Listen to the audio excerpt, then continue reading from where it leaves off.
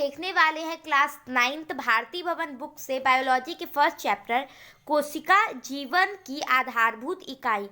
इसके आज हम अति लघु जो प्रश्न है 1 से लेके 50 तक उसको कवर करने वाले हैं।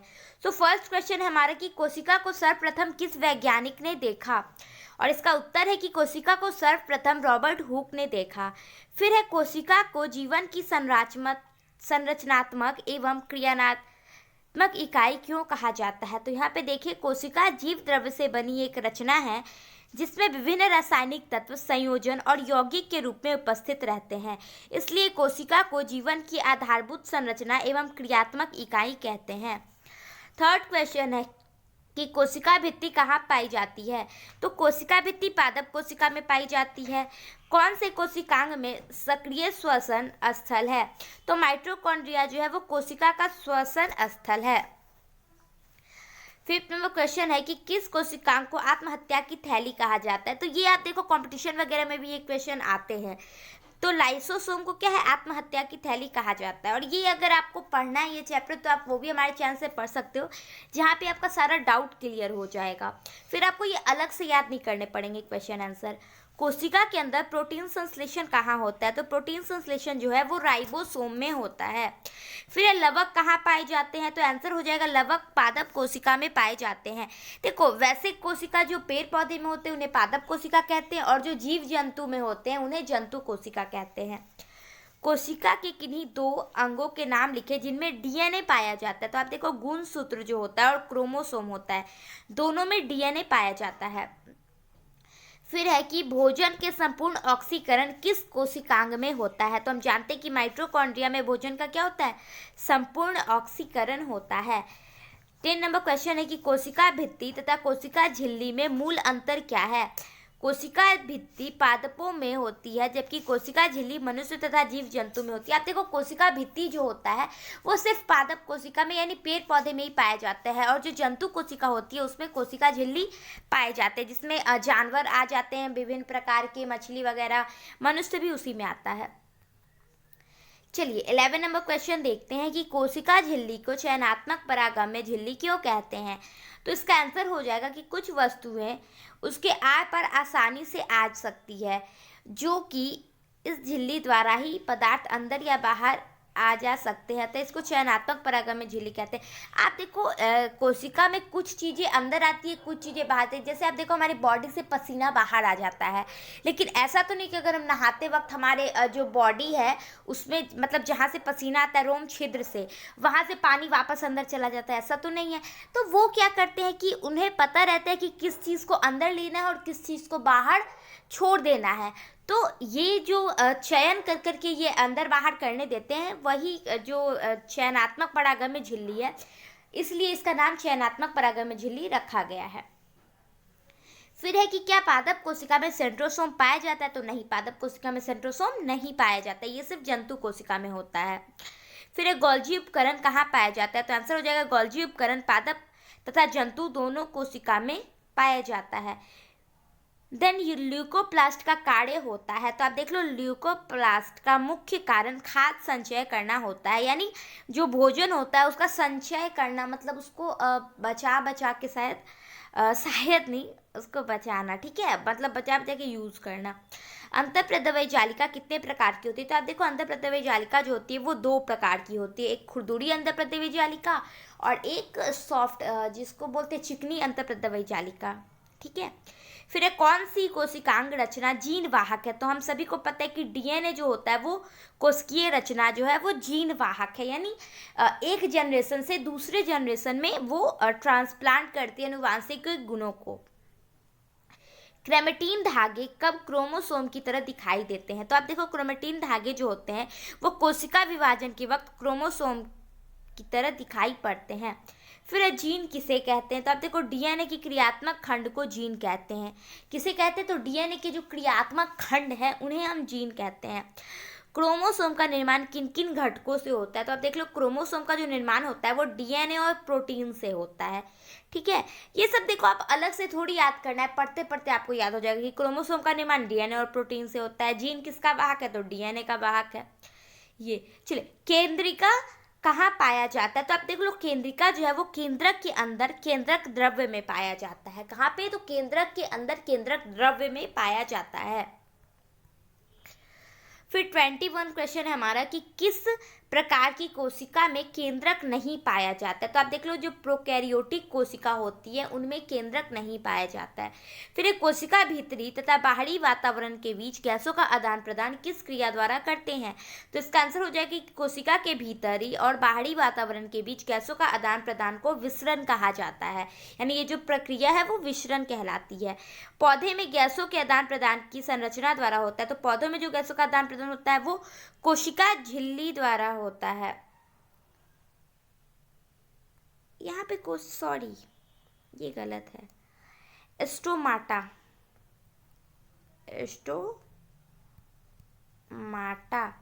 ठीक है, स्टोमाटा द्वारा होता है, कोशिका झिल्ली नहीं होता, क्योंकि अभी तो मैंने बताया कि वो सिर्फ जंतु कोशिका में होती है, पादप कोशिका में तो होती नहीं है, मिस प्रिंटिंग है। चलिए हो जाता है कई बार टाइप करने की वजह से, क्योंकि लगातार बहुत सारे क्वेश्चन टाइप करने होते हैं ना, सो दिमाग से उतर जाता है। पौधे की मूल रोम द्वारा जल के अवशोषण की क्रिया किस क्रिया का उपयोग होता है? तो आप देख लो पौधे के मूल रोम द्वारा जल का जो अवशोषण होता है वो परासरण द्वारा होता है। देखो आपकी बुक में एग्जाम्पल भी है कि जब किशमिश जो होता है वो ऐसे तो नॉर्मली उसमें स्क्रैच वगैरह आते हैं, मतलब सूखा हुआ टाइप का होता है, उसको आप दूध या पानी वगैरह में डालोगे तो वो फिर फूल जाता है, ठीक है, और बड़ा हो जाता है उसका साइज। तो ये परासरण हो गया। फिर वापस आप उसको धूप में रखो, फिर उसका पानी निकल जाएगा और फिर वापस वो अपने पहले वाले पोजीशन में आ जाता है। जीवों का शरीर किससे बना है? बहुत इजी क्वेश्चन है। जीवों का शरीर कोशिका से बना है, ये तो हमने चैप्टर के स्टार्टिंग में ही पढ़ा है। बहुकोश के जीवों का विकास एक कोशिका से किस प्रकार होता है? तो आप देख लो जैसे मैंने बताया था, एक कोशिका होती है वो धीरे धीरे टूटते चली जाती है, ठीक है, और यहाँ से दो कोशिका का निर्माण हो जाता है, ये दो कोशिका बन जाती है। तो जो कोशिका विभाजन होता है उसके द्वारा कोशिका का जो विकास है वो होता है बहुकोशिकीय जीवों में। बहुकोश के जीव ऐसे जीव को कहते हैं जिनका जो बॉडी है वो बहुत सारे सेल से मिलके बना हो, जैसे चूहा, आदमी, जानवर, मुर्गी, बत्तख, हाथी, कुछ भी। वैसे आप अंडा देख लो, अंडा में क्या होता है वो एक ही सेल का होता है, देखते हैं ना, एक येलो वाला होता है उसी को केंद्रक कहते हैं, और ये व्हाइट वाला पार्ट जो होता है उसका बाकी जीव द्रव्य वगैरह आ जाते हैं उसमें। तो अब देखो ये एक ही सेल का होता है। अमीबा हो गया, पैरामीशियम हो गया, ये सब एक सेल ही इसमें होता है, इसलिए इसको एक कोशिकीय जीव कहते हैं, और जिसमें एक से अधिक सेल हो गए उन्हें बहुकोशिकीय जीव कहते हैं। चलिए 27 है कि एक ऐसे कोशिका का उदाहरण दे जो अपना आकार बदलते रहते हैं। अभी मैंने बताया अमीबा जो है वो अपना आकार बदलते रहती है। अब देख लो सबसे इजी अगर ड्राइंग में आता है ना, कई बार आपका जो एग्जाम में पूछता है कुछ चित्र बनाने के लिए, तो अमीबा सब्स्टिट्यूट, आप कुछ भी बना दो वो अमीबा बन जाएगा। देखो ऐसे हो गया ना, ये भी अमीबा हो गया, अगर मैं ऐसे बना दूं तो ये भी अमीबा हो गया, मतलब कुछ भी उसका आकार बदलते रहता है। जीवों के शरीर में कोशिका की संख्या किस पर निर्भर करती है? तो जो जीवों का शरीर होता है उसमें कोशिका की संख्या उसके आकार पर निर्भर करती है। जितना ज़्यादा बड़ा मनुष्य होगा उसका जो सेल है वो उतना ज़्यादा होगा, तो ये उसके आकार पे, उसके भार पे डिपेंड करता है। फिर क्वेश्चन है कि केंद्रक के बारे में सर्वप्रथम किस वैज्ञानिक ने बताया? तो आप देख लो केंद्रक के बारे में सर्वप्रथम रॉबर्ट ब्राउन ने बताया था। फिर है कि यह किसने बताया कि नई कोशिका का निर्माण पहले से मौजूद कोशिका से होता है? तो वीडियो ने बताया था कि नई कोशिका का निर्माण पहले से मौजूद कोशिका से होता है। वीडियो यहाँ पे हो गया, ये वीडियो होगा, ठीक है। फिर 31 क्वेश्चन की कोशिका द्रव्य एवं केंद्रक को सम्मिलित रूप से क्या कहते हैं? तो आप देख लो जो कोशिका द्रव्य होता है और जो केंद्रक होता है उसको सम्मिलित रूप से जीव द्रव्य कहा जाता है, ठीक है। फिर एक कोशिका भित्ति किसके कारण कड़ी और निर्जीव होती है? तो जो सेल्यूलोज होता है उसी के कारण कोशिका भित्ति जो होती है वो निर्जीव भी होती है और कड़ी भी होती है। फिर झिल्ली युक्त कोशिकाएं किन कोशिकाओं में पाए जाते हैं? तो आप देख लो जो यूकैरियोटिक कोशिकाएं हैं उनमें झिल्ली युक्त कोशिका पाई जाती है। फिर अंतःप्रद्रव्य जालिका कितने प्रकार की होती है? ये क्वेश्चन 2 बार है, क्वेश्चन नंबर 15 में भी यही क्वेश्चन था। तो अंतःप्रद्रव्य जालिका जो होती है वो 2 प्रकार की होती है, चिकनी और खुरदुरी, मैंने उस टाइम भी बताया था। गुच्छे में पाए जाने वाले राइबोसोम को क्या कहते हैं? तो आप देख लो कि ऐसे राइबोसोम जो गुच्छे में पाए जाते हैं उन्हें पॉलीराइबोसोम कहते हैं, या पॉलीसोम भी कहते हैं, ठीक है, पॉलीराइबोसोम या पॉलीसोम। फिर है पादप कोशिका में गोल्गी उपकरण को सामान्य क्या कहते हैं? तो पादप कोशिका में गोल्गी उपकरण को डिक्टियोसोम कहते हैं। क्या कहते हैं? डिक्टियोसोम कहते हैं। फिर कि कोशिका की राजधानी के चारों ओर से घेरने वाली झिल्ली को क्या कहते हैं? तो आप यहाँ पे देख लो कि कोशिका की राजधानी को चारों ओर से घेरने वाली झिल्ली को प्लाज्मा झिल्ली या प्लाज्मा मेम्ब्रेन कहते हैं।